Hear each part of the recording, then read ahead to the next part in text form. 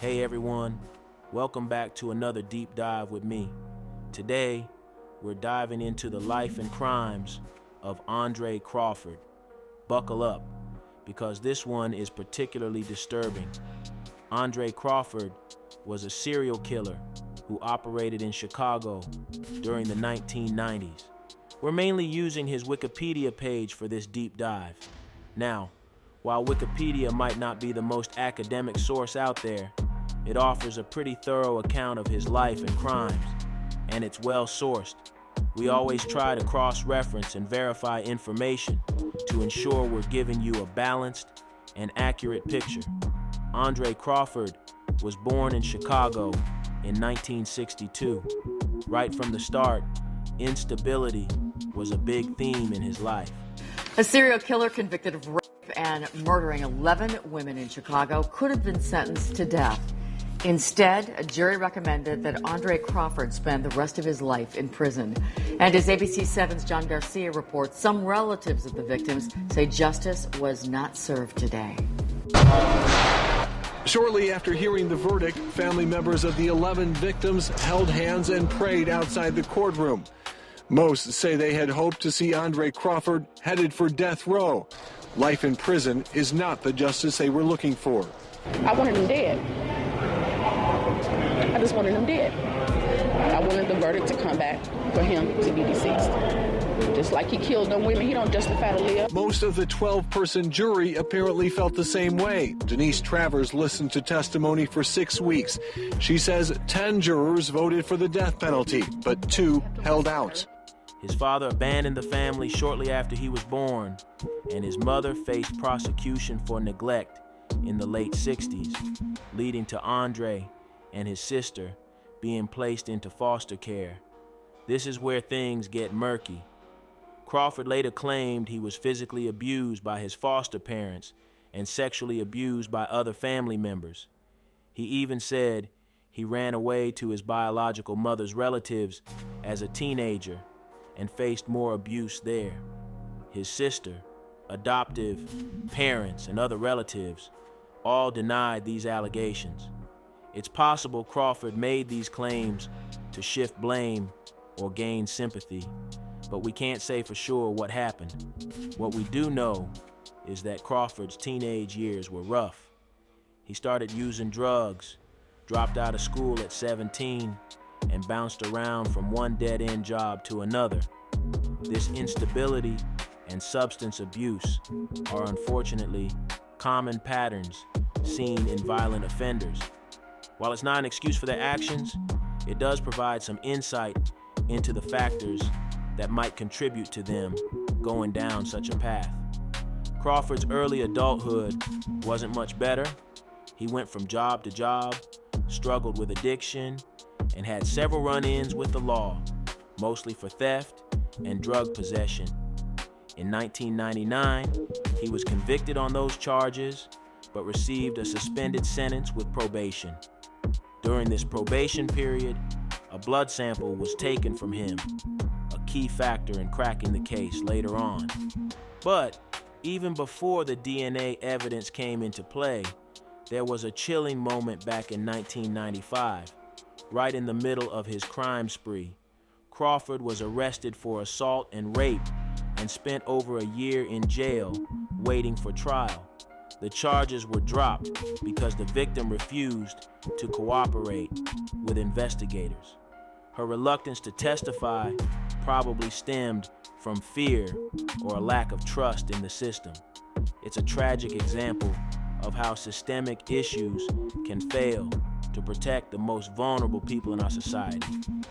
Crawford's victims were all black women, most involved in sex work or struggling with drug addiction. They came from the Inglewood neighborhood of Chicago, an area known for its high crime rate at the time. This highlights how vulnerable marginalized communities are, particularly women who are often overlooked and underserved by law enforcement. Their families probably found it even harder to get justice for their loved ones. Crawford didn't just kill his victims. He often returned to the crime scenes to commit necrophilia. This deeply disturbing behavior is often linked to a need for power and control over the victim, even after their death. Understanding these motivations doesn't excuse the behavior, but might help spot warning signs and prevent these tragedies from happening.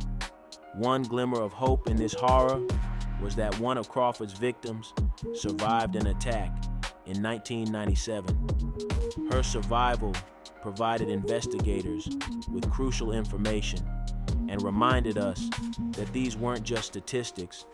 These were real people with families and lives tragically cut short.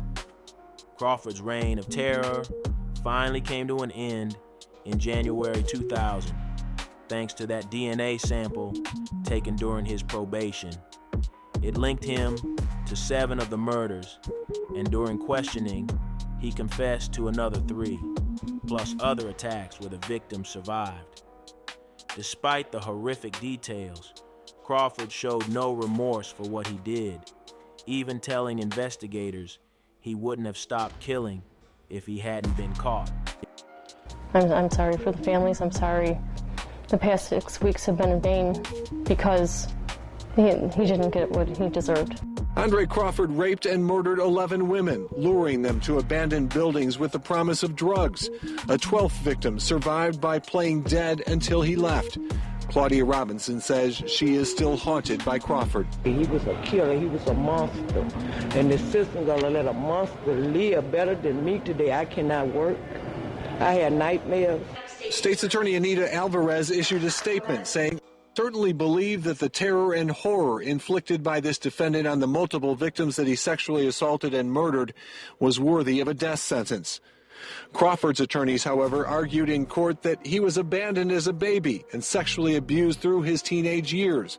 They asked for mercy. I don't know what he wanted. He never told me. He appeared to be a happy man after it was over, though. In what way? Smack? Prosecutors alleged in court that Crawford raped his cellmate while at the Cook County Jail. They argued that he would be a danger to other inmates if sent to the general prison population rather than death row. Several jurors tonight tell me that there was a heated debate, but no changing the minds of the 2 jurors who held out and voted for life in prison. All right. Thanks, John. In another disturbing twist, while all this was going on, Crawford was actually helping the police try to catch the serial killer. He was involved in surveillance, helped hand out flyers with a sketch of the suspect, and even gave people advice on how to avoid becoming a victim. Some experts believe this kind of behavior could be a way for killers to feel in control of the situation, almost daring the authorities to catch them. Crawford was finally caught, confessed to the crimes, and awaited trial. During this time, it was discovered that another serial killer, Hubert Geralds, had been wrongfully convicted of one of Crawford's murders. This miscarriage of justice caused a huge shakeup in the Cook County Prosecutor's Office. Geralds' conviction for that murder was overturned, but he remained in prison for other murders he did commit. Crawford spent nearly a decade in Cook County Jail waiting for his trial, which finally started in 2009.